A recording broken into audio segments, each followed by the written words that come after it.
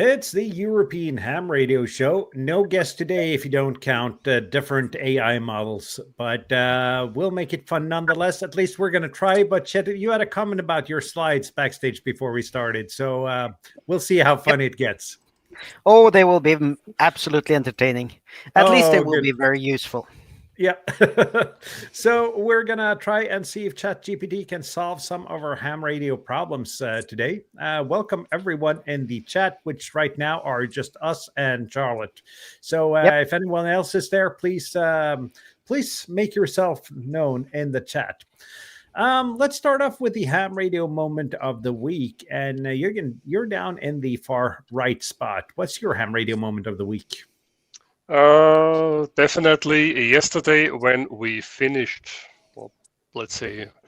our antenna project at the Red Cross station for 99%. The cabling is still missing, but we assembled the antenna and then we mounted it on the mast, and now it's up there. And yeah, next week we do the cabling, and then hopefully we have fun with our new OptiBeam.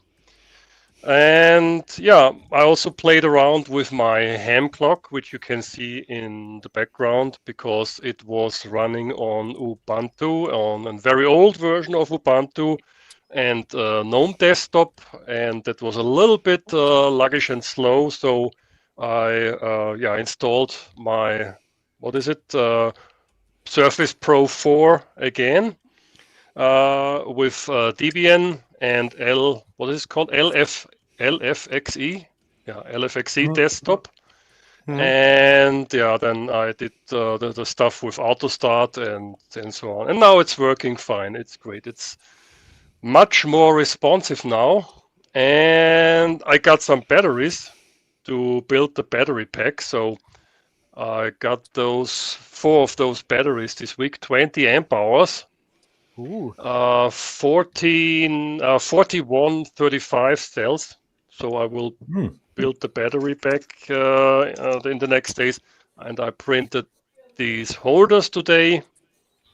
And yeah, I got 2 of these radios. Tobias already knows that radio.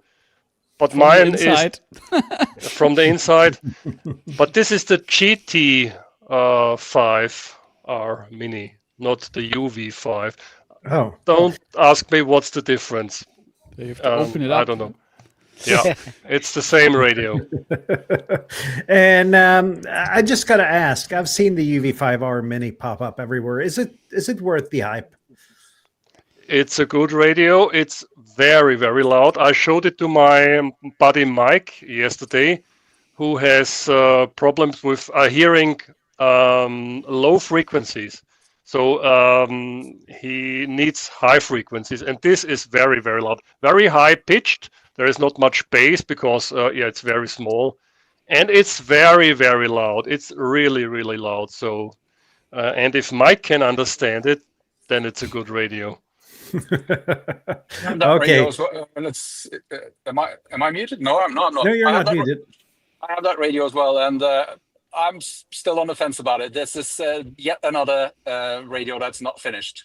Granted, you don't pay much for it like you do with some other manufacturers when you buy unfinished radios, but this is it's clearly not finished. I tried to put in the name of a repeater.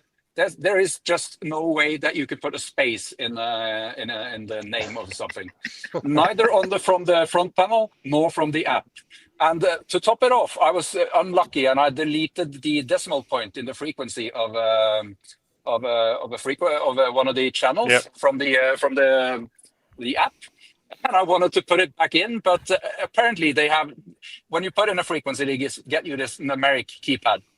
And they had done some national language type thing with the decimal separators in there. So basically, they have the comma separator in there on my keyboard, but the app only would accept a full stop, a dot. So you have to. As expected, the hardware is fine. The software needs made sure at the customer, right? Yeah, that's one of my next videos about the programming software. You have to enter the megahertz. Then you have to whether type to the RX field or the TX field, depending on which field you are, and then it fills out the field with zeros, and then you type the field again, delete the zeros, and then you can enter the rest of the frequency, because comma or decimal is not working. I think I saw a video from a ham tuber who put it straight through the bandsaw because he was so annoyed with the software. But hey, this software is much better than the Rattel software, because the Rattel software crashed. This one doesn't, so that's an improvement. Yeah, and to be honest, I really want to love this radio because the form factor, sweet. Really sweet. Yeah. So I want and to. And for the like price, it's nothing to worry about. Yeah, you just throw it around and throw it in the backpack, and if I would complain. Bad luck. I would complain much more if I had to pay for it. But yeah, so they as they sent me 2 of them. Yeah, no complaints. So you didn't steal them. You actually got them for free. Yeah. But I have a question for your ham radio moments, Jürgen, because you bought batteries. I don't know if you showed them. I'm driving, so I have to look at the road. But where did you get these batteries? Are these from the usual places in China or some reputable dealer? The Fast Arty. Yeah. Did you actually do a capacity test on them? Because I found that the capacity that's stated on the batteries you buy from the world, that's the finest sort of fiction created this millennium, I think. We will do it. I will bring this to my buddy Mike, because he's the battery guy in our radio club, and he bought lots of these cells and no complaints. They are good. And they have a little bit more capacity, so they are rated 20 amp hours, but according to Mike, 21 amp hours is possible.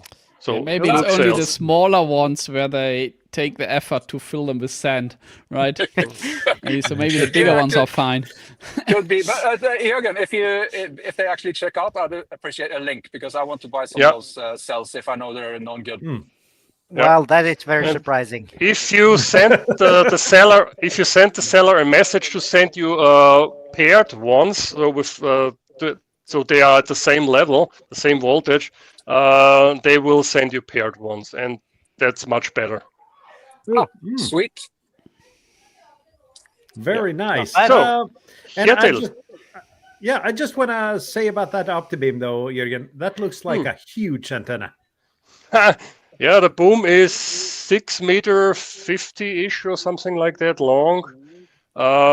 The beam is 45 kilograms or 45 kilograms. And lots of parts. If you open the box, you only see aluminum parts and tubes, and oh boy. And we spent 2 days because of the of the elements and how they mounted on the boom.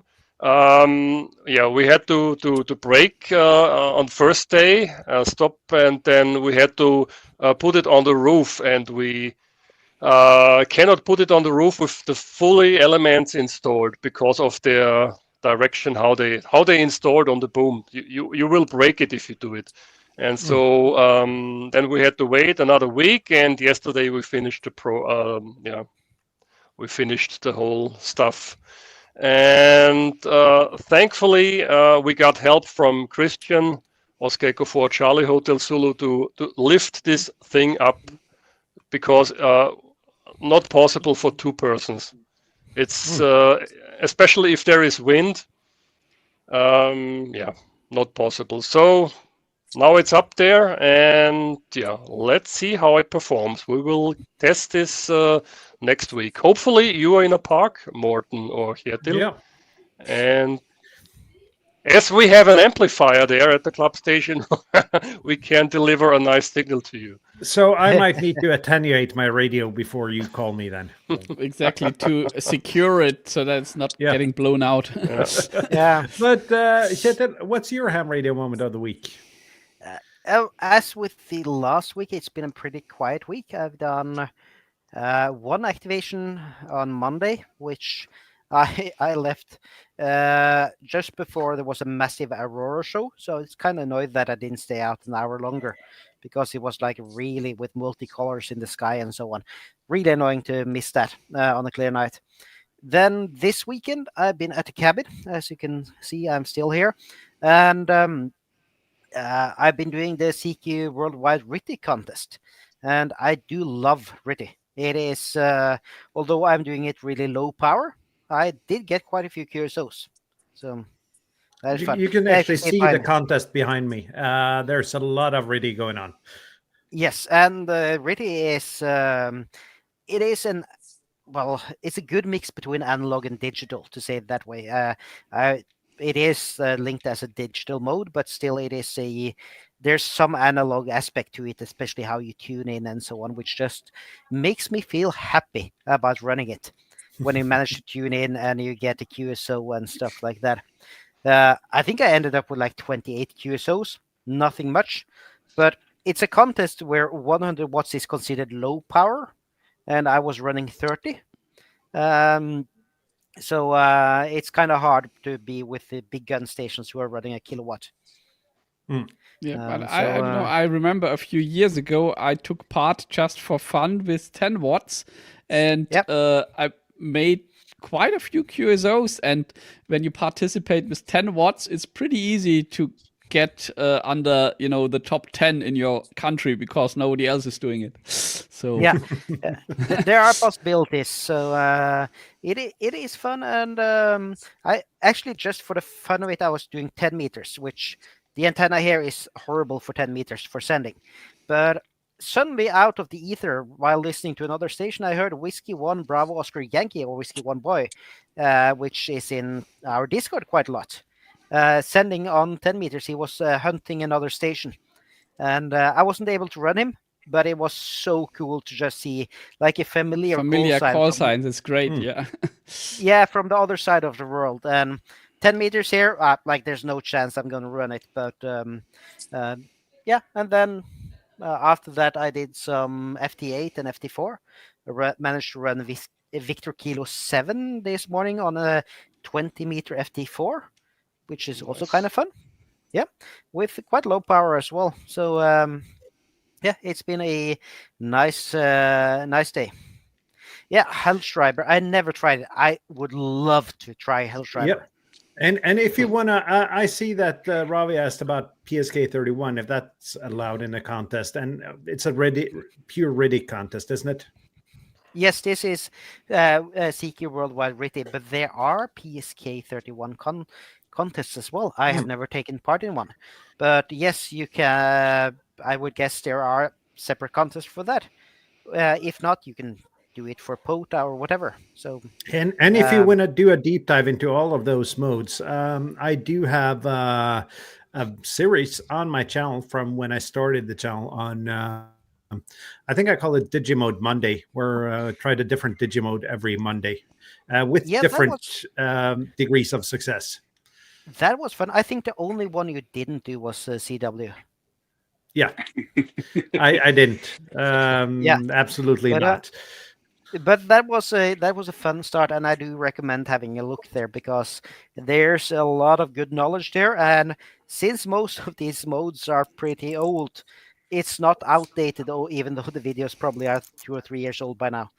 Yeah, they are. But the thing is, though, I did that in order to have QSOs in all of those weird modes, because then I knew the viewers would be with me and I'd have someone to have a QSO with. Yeah. And I see Bob's studio, so let's maybe we should let him set up before. Let's see. He actually entered from. You have a dual cam Bob here. Yeah, back to studio, Bob. Yeah. Ah, there we go. And I just got to move you around so we're in the same order. But that's anything else this week, Kjetil?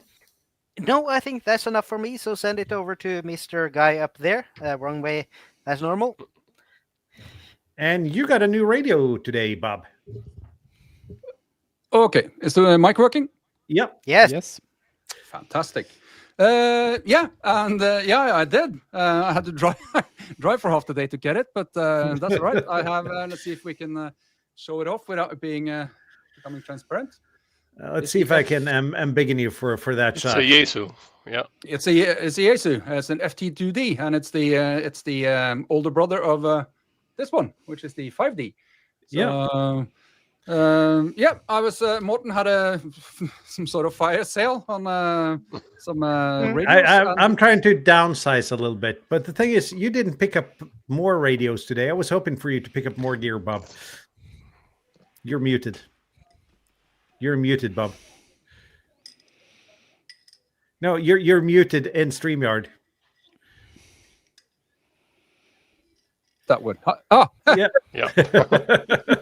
That was lucky to be muted. Maybe that happened automatically. Maybe Tobias noticed the radio tried to trick me into buying today. What was? Is this 7? Kenwood THD7 where the charging circuit doesn't work. Do you know if that fits or anyone else listening? Do you know if that fits the desk charger of the 72, 74, or 75? If so, Bob would really like to buy my radio, I think. With enough force, it will fit. That's not what I meant, but thank you. With an X? So it's the THD 74, or what is it? The 7. THD 7. Okay. Yeah, I don't know that one, at least not from the inside. I just know on some of these Kenwood radios, they have SMD on both sides of the PCB. And when the charging chip dies on one side, it's really no fun to... You can't get a replacement, and if you can get a replacement, if you take it off, then all the components on the other side fall off, right? So it's really suboptimal. But I don't need work with a drop-in charger, though. Yeah, if it fits into the drop-in or desktop charger of that works with the 72 or 74 or 75. Because I have these, and be a cool radio to have, because that would sort of complete the series. Set. But I need to charge it. I'm not going to buy it if I can't put any power into it. So, and if anyone knows if that fits, then I'd be happy to take that off you, Morten. Well, we'll see what happened. But what's your ham radio moment of the week, Bob? Oh, there was that.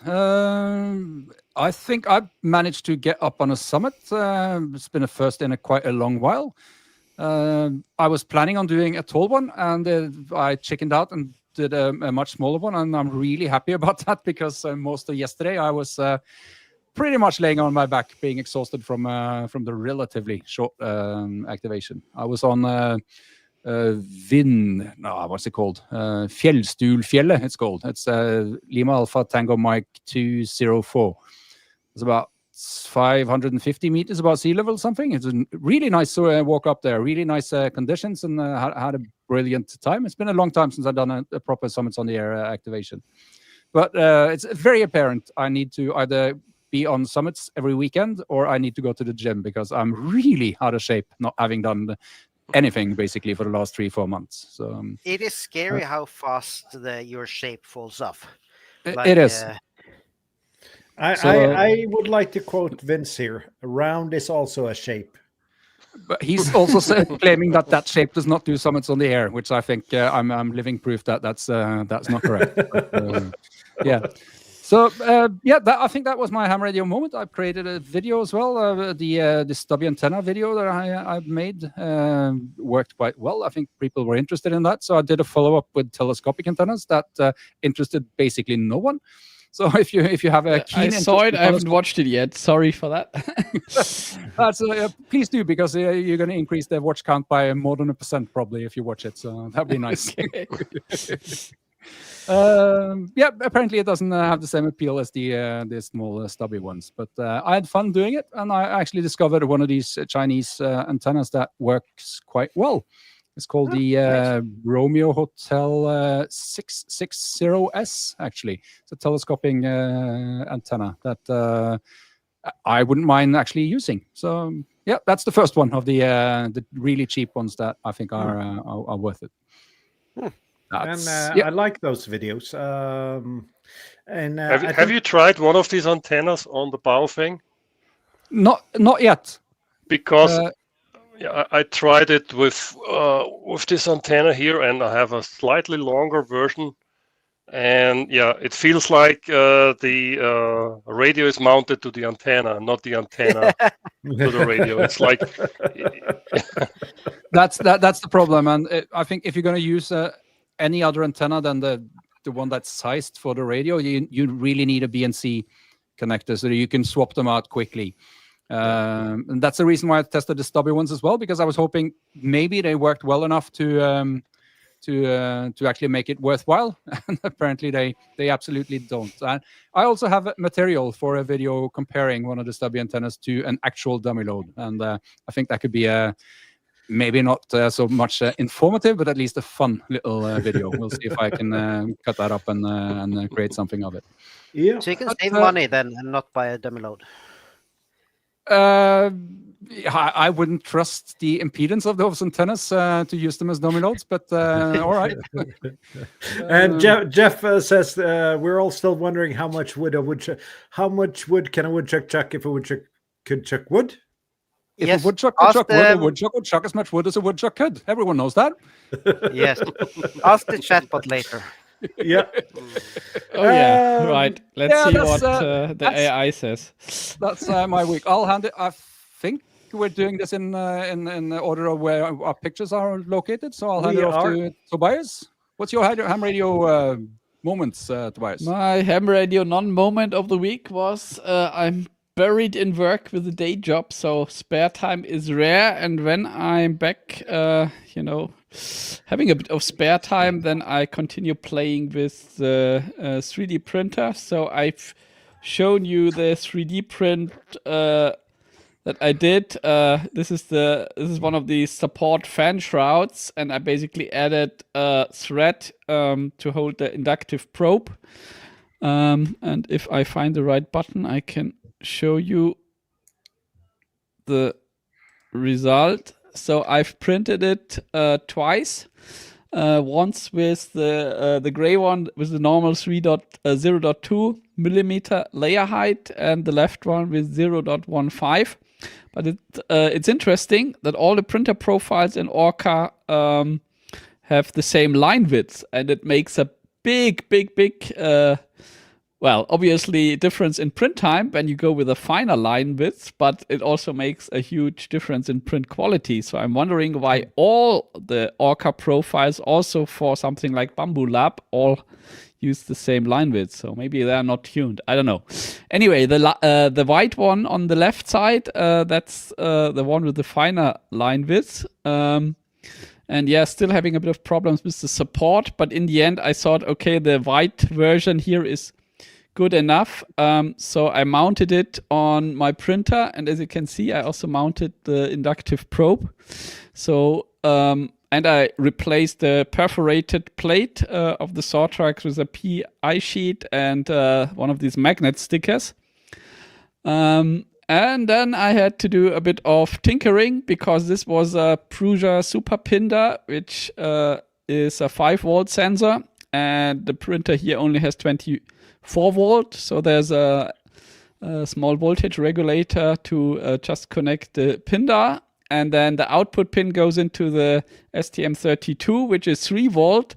So I had to do another bit of adaptation so that the 5 volt switching signal goes into the microcontroller without frying the GPIO input. Anyway, long story short, it seems to work. I can basically home this thing, and instead of using an electrical contact between the bed and the nozzle, it now is using the inductive probe, but I have 5 million thousand parameters in the Marlin firmware still to configure, so that I have the right nozzle offset, set offset, and that will take a bit of time. But simply electrically, it's a replacement. This thing has now, for the first time ever, a proper PEI sheet, and it has a proper inductive probe. So my hopes are high that I can soon print something with this. That is so epic. That it's really cool to see the stuff you're digging into and to modernize that printer. That is really encouraging to see. Yeah, maybe I should. Once it's working, I can make a short video about it. But while I'm doing it, if I would document that all, then it would not take 1.5 year to do. It would take a full year to do. So I'm probably, first get it done and then do the it works video. and I actually don't believe you, Tobias, because you don't make short videos. Yeah. Well, he does have some shorts with cats in them. Yeah, he does. Yeah, don't take that as criticism. I'd rather have a video containing all the relevant stuff than one that's forced to fit in 10 or 15 minutes. So please continue including all the relevant stuff. It was not meant that way, though. Tobias, I admire your patience. That's amazing. Yeah. Yep. Yeah, but I mean, it's not so difficult. I mean, it's all basically the same. Hey, microcontroller, GPIO pin, input, output. I mean, getting the hardware hooked up is really easy. The time-consuming stuff is setting up the profile. But even there, I think I have now a shortcut because the Zortrax printer, I still have a tool which can convert the proprietary format in G-code, so I can basically print a model for ABS, for PETG with the closed source slicer, then convert the result in G-code, and then look in Orca what speeds and sizes it uses, and based on that I can create a profile in Orca Slicer. Yeah, but I mean, in theory, you have to do that for every single filament and for every single layer height. And yeah, I think once I get ABS and PETG done, I'm good. I won't do 5 million different profiles because it will drive me nuts. Yeah, I think when someone says they admire your patience, this is exactly what they're talking about. I would have kicked that thing out the window and bought a new one a long time ago. So but I must say the Orca Slicer is really hang on a second, I have to get back to here. It's really impressive how good the open source slicers are these days. I mean, this is the slicer preview, and basically I can load in my pre-sliced model here, and then you basically just step through, and then you see the first layer is printed with that speed, and the line width for the first layer is that line width, etc., and basically you just it's the exact same slicer. The Bamboo Lab slicer is based on Orca, so that's the same. Most slicers. I don't know. I think vice versa, but anyway, you can basically look the line widths and the speeds. And then on the left side, you can say, the first layer was original, with the original slicer had that width, so that's what I enter here. So basically recreate the original profiles in Orca.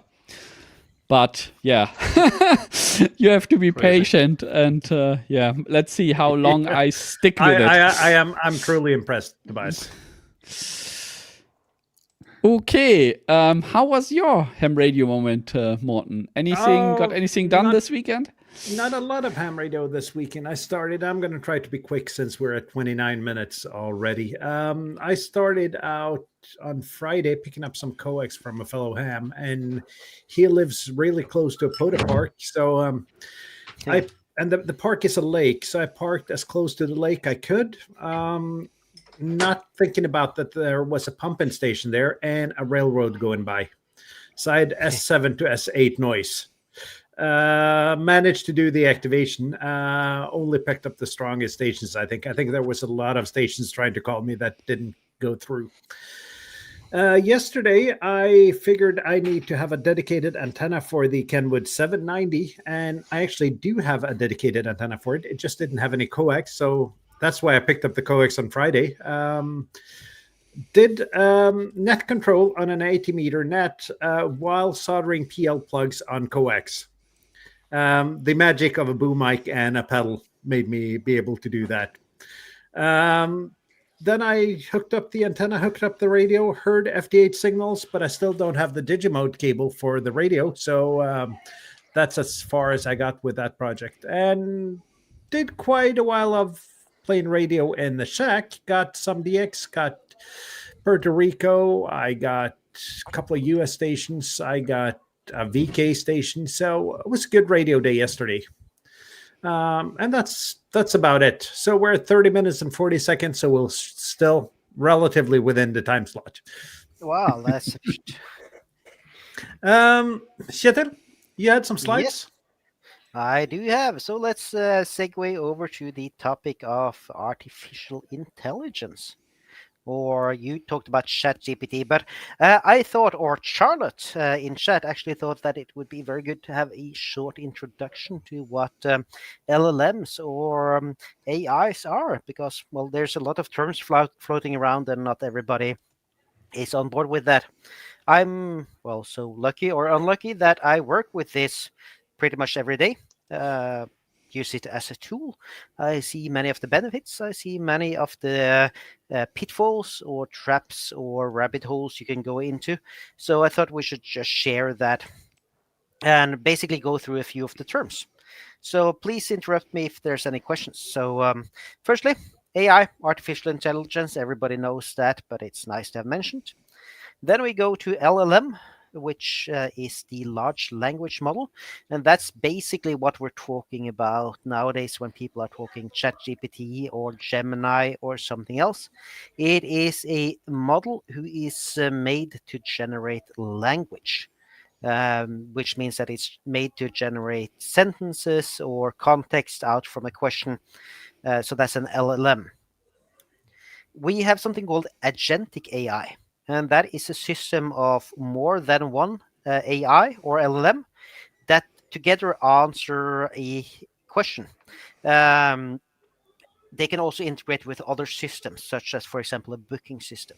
So in agentic AI, you may have one guy who is the Elmer on antennas, and one AI that's the Elmer on coaxes. And these two communicate and send questions back and forth so that they will together generate a proper answer. While a standalone AI will generate an answer, these will actually then have different roles with different expertises, which will manage different things.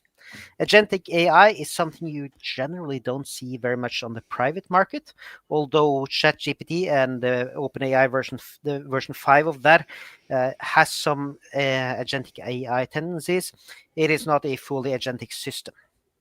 And they could also integrate, for example, with other systems, such as a booking system or internal like billing system or whatever. A chatbot, that's the front end that we're seeing. Martin is going to show you some of that later, but that's a user-facing thing. A chatbot in specific is one that's specialized to integrate with systems. You'll see that when you go and try to contact customer support, and hey, I'm an AI, I'm going to answer all of your questions and lie to you with everything you say. That's a chatbot. I would like to talk to a human, please, as my standard response to that. My normal question to that is human. And then I will enter human until they let me talk to a human. Simple as that. But a chatbot in theory is an AI and different agents that do different things, which is basically meant to save money for the company without providing any benefit to the user. In theory, they're supposed to provide benefit to the user. That very rarely happens. And I'm not cynical at all. This is basically how this works. I think Bob probably loves this more than me. I have so many choice words that would get us demonetized. So yeah, ChatGPT, which is the topic of the stream, that's OpenAI, accompanies their implementation of an LLM, or they have many models. Other alternatives are Gemini, Meta, or Facebook have a lot. Microsoft have Copilot. There are plenty different ones, but ChatGPT is one of them. Then we go into the technical parts. Prompt, that's basically your input to the model, what you ask it for. So give me or tell me what HF is. Second one, system prompt. That's a instruction for how the LLM should behave. So you set that up. So I don't know how many of you guys in here actually set up system prompts before you start using an AI. I'm getting better at it. Depends what I'm doing, though. Yeah. Tobias?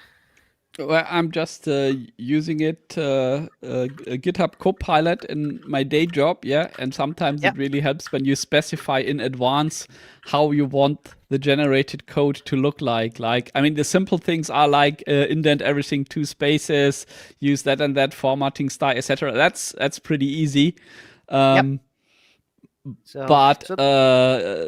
you can do that in plain text, but you can also do it in a JSON format, I think, depending on which language model it is. So, of course, if you always want it to behave the same, it would be nice to have that somehow prepared and just drag and drop it or configure it by default. So that's very tool specific for now, but still, yeah, you can do it that both of these ways. And it would be, for example, you are an expert on C# or you are an expert on Node.js or stuff like that. Very helpful and pretty critical if you want the good results. Temperature in AI, that's basically how creative it is. 0, then you're basically doing all facts. You're not supposed to invent anything, while 1 is fully creative mode. Do whatever you want. By default, most... I don't want my coding answers to be creative, right? I mean, sometimes, I really had a hard time the last few weeks getting Copilot to help me with the Jenkins Groovy syntax, which is not the nicest, most straightforward, logically script language to automate anything. And the language modules got very creative with their answers, and of course in super confident mode, and then you try it and of course it doesn't work. So by default, like most AIs are somewhere between 0.5 and 0.8 or even 1 in temperature, meaning they will invent whatever they want. But setting it to 0 is also generally not a good idea, because then you can get artifacts. So generally, I use it like at 0.1, 0.2. Still, there may be hallucinations, which is basically them just making up an answer to make you happy. Mine always hallucinates line numbers. I mean, this is what I don't get. It says, in lines 10, you have a typo. There's a semicolon missing. Then that's perfectly fine. I have a typo somewhere and a semicolon is missing, but the line number does not match at all, ever. I don't know what I'm doing wrong. Or it will say that you can do this, and this link to this page of documentation tells you how to do it, and that link is just made up. So prompt engineering, that's art, you could say, on how to structure your prompt to achieve your goals. So basically, when you're writing prompts, you actually have to engineer them correctly. You have to know what to ask the AI. There's a golden rule there. LLM, it gives you the answer it believes make you the happiest, not the one that's the most correct or closest to what you asked for. It will be what we call in Norwegian a lystløgner, or it will just lie to you if it believes that is the most happiest thing it will make you. Which reminds me, I wanted to listen again to Dick Gently's Holistic Detective Agency from Douglas Adams, where you have the electric monk that tried to make the controller of the spaceship happy, which resulted in a fantastic crash. So I always think about that when I think about language modules. I have to say, if you heard of or like Douglas Adams but haven't read or listened to the Dirk Gently books, you need to do that. That's his best work. Everyone knows Hitchhikers, but Dirk Gently is so much better than Hitchhikers, even in my opinion. So you also have a lot of roots. You see where some things come from, that ended up in Hitchhikers. You see the initial roots. So I heard him say that when he started writing a book, he wasn't always sure whether it's going to be a Dirk Gently book or a Hitchhiker's book, and he decided that along the way, and it shows, as you say. Yeah. See, there's a comment there. Not good most of the time. For the things I'm interested, consistent wrong answer regarding vintage computing and consoles. Yes, that's an issue there with they will be wrong in many cases. Then you don't know. It also largely depends how much data was available on a certain topic. Like I had a specific programming problem that I solved a few years ago, and there was exactly one source at the internet at the time that explained how to do it. And then I just, out of fun, ask one of these language modules, how would you solve that? And they came up with exactly that code from, I don't know, 1997 on some obscure website. So that's, I mean, it's really, I mean, it can just tell you what it learned, right? And they come into what's now known as like the post-truth era, where they will base themselves on output from other AIs which they have hallucinated. That's kind of slightly outside the topic here, but basically the facts they build on are not true. So anyways, but let's go for if I can inject at this point, yes, that's a good point. That's an interesting problem, and they acknowledge that this is a problem. Yep. What they're learning from now is basically the internet. It's all these insane people with all the insane opinions written on the internet today. This is what they learned from originally. I don't see this getting worse just because it's learning from the hallucination of other AIs. This is bad already, based on the sources that they use on forums and whatnot. Basically, if you can type on a keyboard in a language that these AIs understand, you're part of the knowledge base that they base their training on. Yep. That's correct. Yep. So that reminds me on one of the videos or jokes that went around a few years ago, where somebody asked the AI, "What is the recommended intake of stones for a normal adult per day?" Yeah, and the AI said, "Yeah, you should at least eat 1 stone per day. I mean, rock, as in pebble." There are some really strange things, and when they base it on Reddit or whatever, it's going to be rather bad. I do have some example prompts here. Is it interesting that I go through them? Go ahead, and then we'll show some. We'll do some live testing at the end here. So I basically have a few example prompts on one that would be inaccurate and one that would be accurate or more accurate. Of course, these are not perfect. These are just samples. But for example, tell me about the ham radio exam. If you ask a LLM that, I would guess it would probably give you something about the ham radio exam in the US. That is most likely because that's the most information. This is pretty much more. You tell who you are. You want to get your license in Denmark. What are the requirements? Where can I get trained? Include links and base your queries on official sources only. This is more of a query I would use in work. Probably quite a lot longer than that as well. So this is more into prompt engineering. You actually have to tell them pretty much what you want, not just the short-term one. Of course, it may make up stuff here. You don't know that. Is there a question there? No, it's just a comment that he tried using GPT for making 3D print files. And that's interesting. That's a way of putting it. I've never gotten something closely resembling what I would like.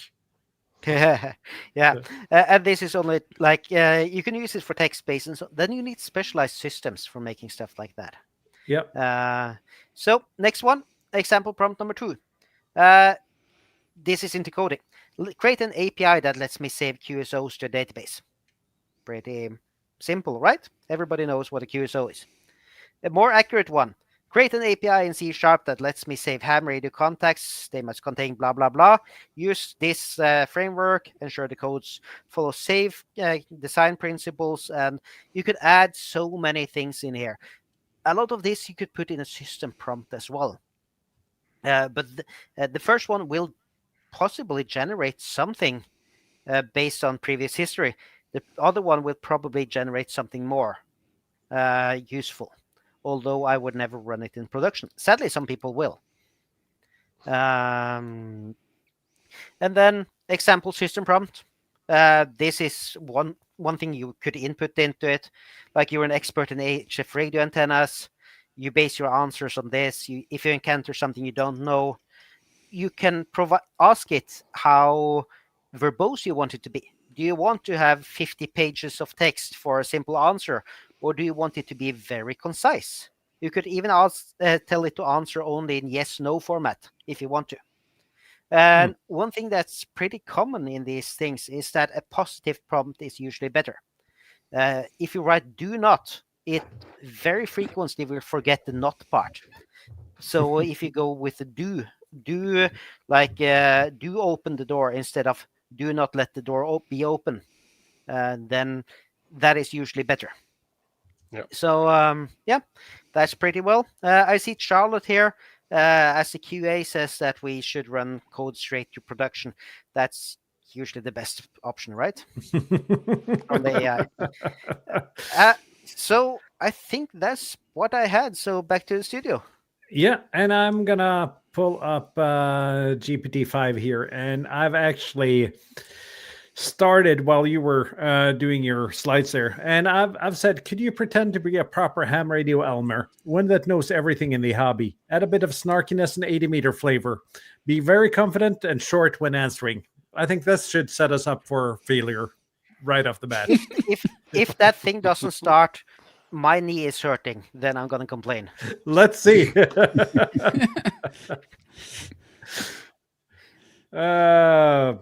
Of course, consider me your slightly cranky, all-knowing Elmer fresh off 80 meters. I'll give you a straight answer, no sugarcoating, and just enough sarcasm to keep you on frequency. So what should we... Tim had a question. How do you add 6 dB to an antenna? Let's see what it... It actually... gives us a serious answer here. This is no fun at all. I don't know. You double it twice? Can you read it out for our podcast listeners? Maybe. Yeah. You don't just add 6 dB like spice in a stew. You either double your ERP twice, that's 4 times the power, or a much bigger, better antenna. Or you stack your antennas properly. A single element doesn't magically grow 6 dB just because you want it to. Well, the snarkiness worked. Okay. Talk louder. What should we try? Ask it next. What is best, CW or FT8? Yeah. That is actually something we've done a stream on. So. If it's trained on our videos, we know what's best. Oh, this is 80 meters. This is 80 meters, Adam. CW, hands down. FT8 is just a glorified slot machine. You push the button, it spits out contacts. CW, that's skill, heritage, and you actually talk with your fists. Plus, it still gets through when FT8 is crying in the corner. So, if you want to play radio, FT8. If you want to be a proper operator, CW. Which camp do you think you belong in? Okay, that's a pretty good answer. I have a suggestion then for a follow-up question to ask it to justify the claim that CW will get through while FT8 is crying in the corner. Yep.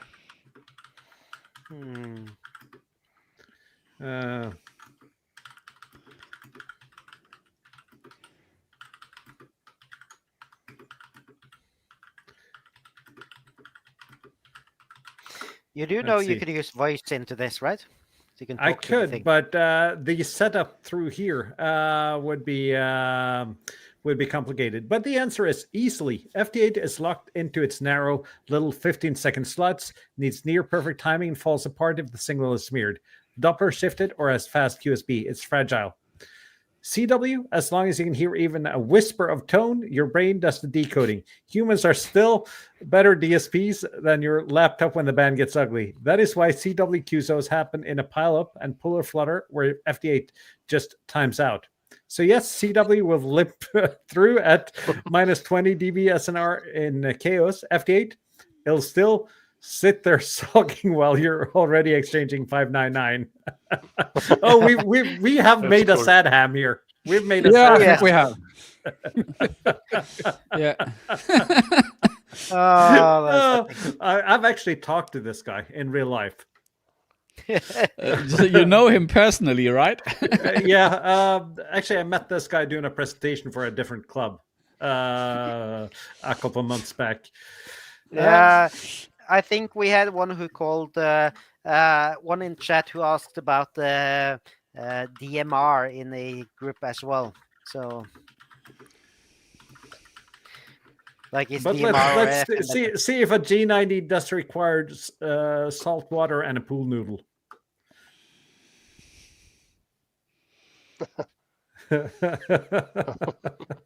It does not. It does require a decent antenna and an operator who knows more than YouTube told him. Oh. Shots fired at Walt.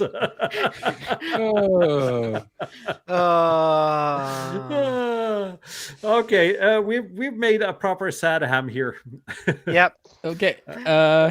If the William wants to know QRP or QRO. I think I know which answer we'll get here. Yeah. QRO, always QRO. Life's too short for QRP. QRP is fun like masochism, bragging rights, and writing 599 thank you after 3 days of calling CQ. QRO actually moves the needle, busts polyps, and makes DX happen without prayer candles.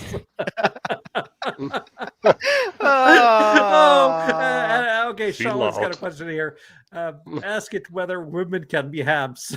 Okay, this is going to be good. Are we sure we want this one?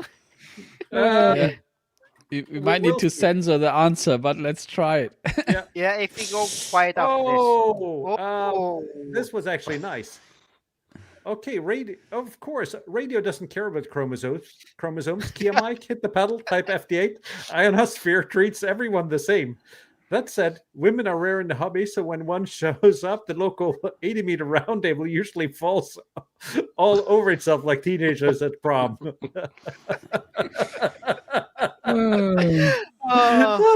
Short answer, yes, usually they're better ups than the guys still arguing about balance. So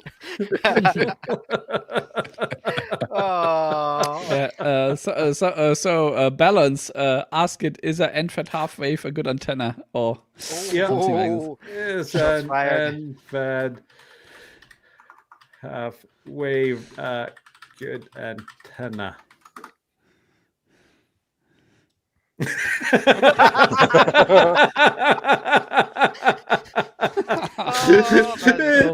It's good the way instant noodles are good food. It works, it's cheap, and it fills the hole, but it don't pretend it's gourmet.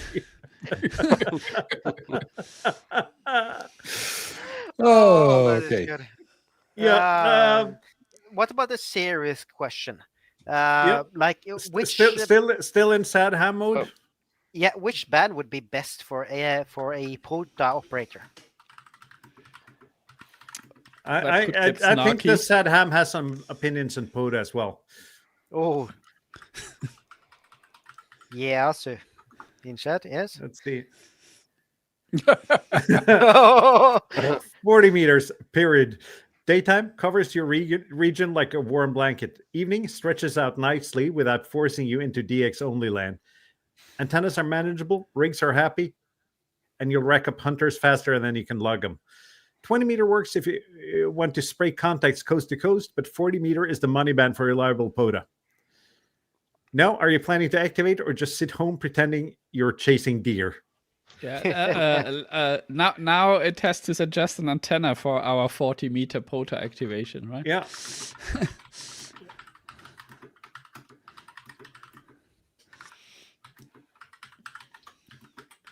Would an end-fed half wave cut it? Let's try to throw... Ask for a ham stick. Yeah, and end-fed half wave will cut it in the sense that it'll radiate and you'll log hunters.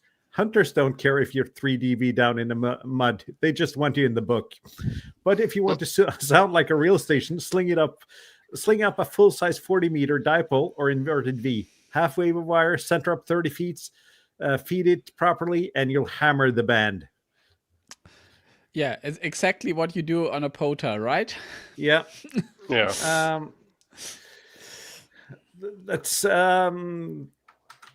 what do you think about POTA?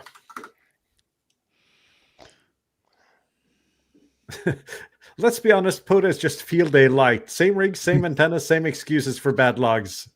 Yeah. I think we need to hear what he thinks about magnetic loops then. Yeah. Oh. Yes. Yeah.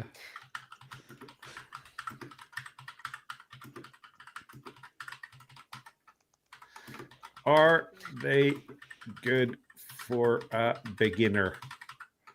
I don't think this one.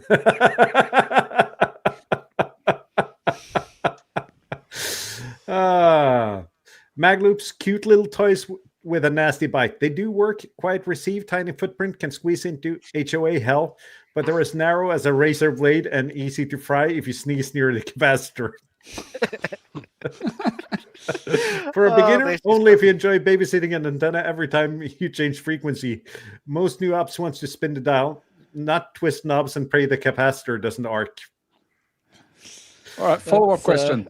Yeah, quite Isn't accurate. a narrow antenna good in a noisy environment? Go again, Bob. As a follow-up, isn't a narrow antenna good in a noisy environment? Isn't narrow.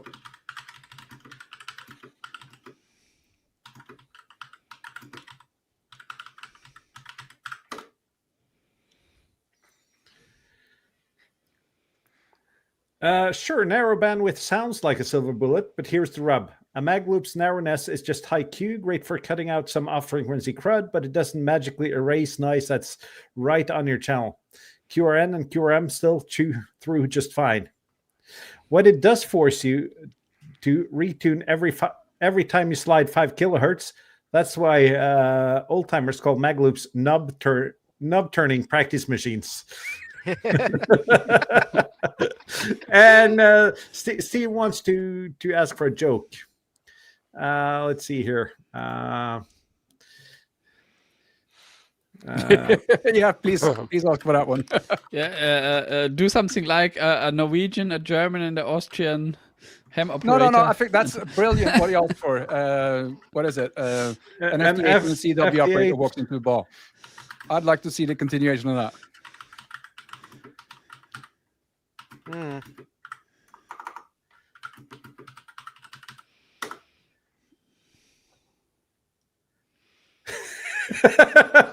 FT8 orders a drink, wait 15 seconds and say 7-3.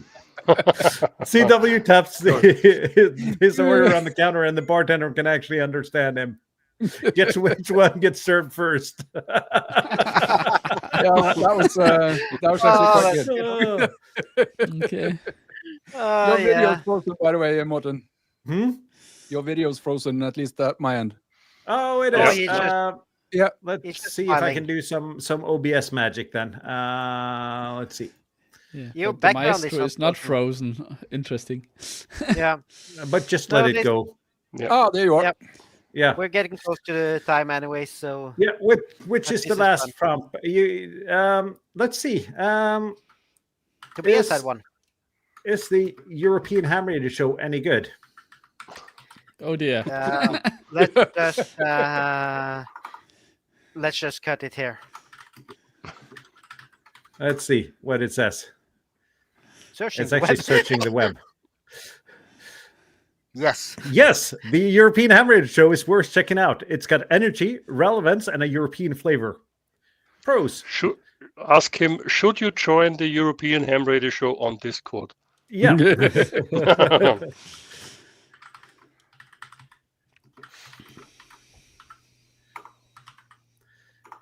European Ham. Yips. Let's see. And we know the answer to that question is yes. Yay. Yeah, downsides, Yes. pitfalls. Oh. It lists noise and Noise and distraction. Okay. Looks Yeah, like a busy Discord.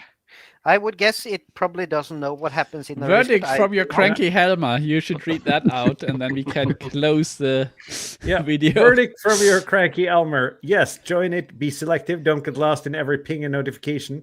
Use it as a tool. Learn, share, and connect. If it becomes a distraction more than a benefit, mute the noise and just check it out when useful.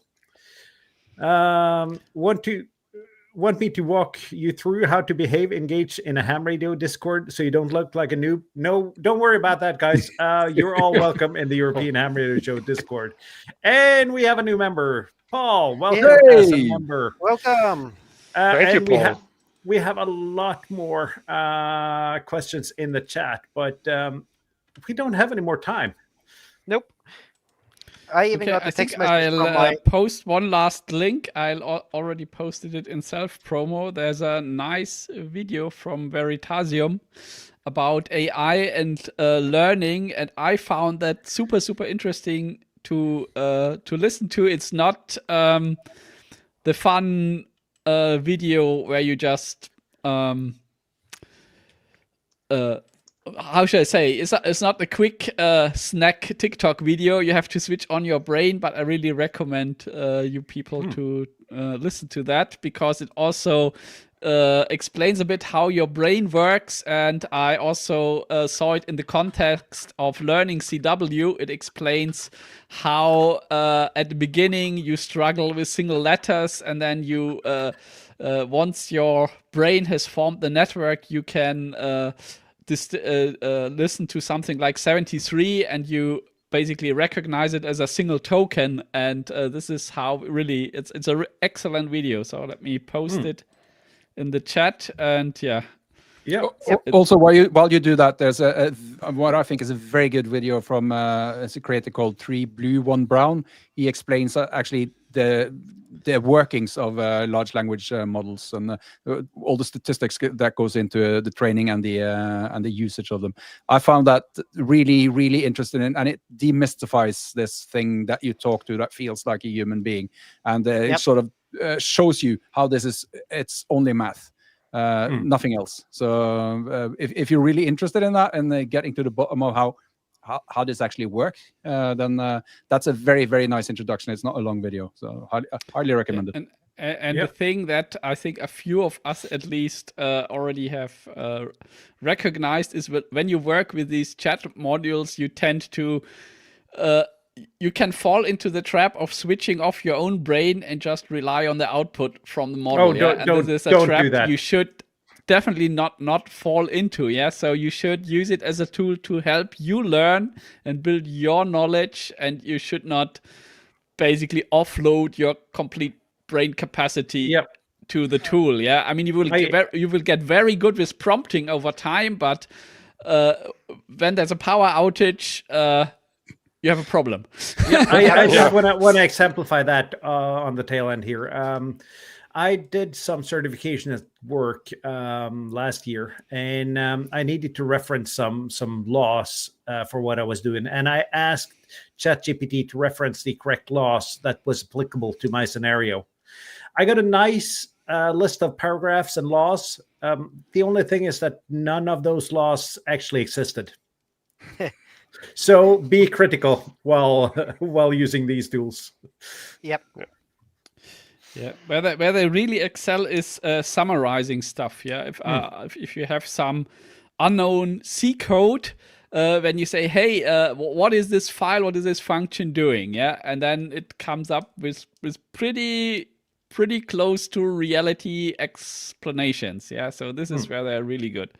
Or comparing documents. Yeah, but okay, again, you can't really trust the answer. That's the problem. If you have a longish function in C and you ask it, what does this function do, and it says it turns the string into uppercase, you can't trust it. You need to verify it. You need to be able to verify it, and you need to verify it. So I'm asking, where's the big value? You have to. It has its uses, but If you can't trust it, it's scary. For exactly. me, There's nothing worse than a bad language module that sends you on a merry goose chase, because then it wastes more time than it saves you. Oh, Yeah, absolutely. But we talk about this in a hobby perspective. If this is your doctor doing it, and they will invent something you have said in a transcript, or police say that you have said something in a interview or interrogation.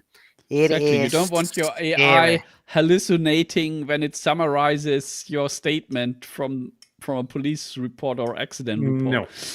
And on that note, I think it's time to say 7-3. We did have some schedules shuffle around, so I think next week is Raspberry Pi and ham radio. So we'll look at what we use Raspberry Pis for and what you can use Raspberry Pis for in ham radio. 7-3, guys. See you next week. 7-3. Thanks. 7-3. See you. Bye.